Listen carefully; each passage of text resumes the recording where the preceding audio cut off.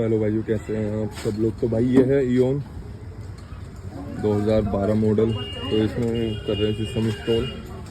अपने पाइनियर का ऊपर है champion series JBL 6 inches pioneer 2 oven. Installation भाई इसकी चालू है। स्टीरियो कंपनी का इसमें वायरिंग हो रही है पूरी। स्टीरियो कंपनी का ही लगा रहे हैं इसमें, क्योंकि भाई ये बस एक पाइनियर था लेकिन वो नहीं लगाया क्योंकि इसमें फ्रेम की ज़रूरत थी, भाई ने मना कर दिया। तो भाई जो इसका वूफर बॉक्स है मैंने छोटा CNG के लिए बनाया था, जो हम यहाँ पे इसको फिट करेंगे। मैं एक बार फिट करके दिखा दूँ। तो भाई वूफर कर दिया फिट। CNG के लिए वूफर बनाया, मतलब जो ज़्यादा जगह भी ना घेरे और प्रॉपर फिटिंग हो जाए। तो ये यहाँ पे साइड में प्रॉपर फिट हो जाएगा, यहाँ पे स्पेस भी रह जाएगा सामान का।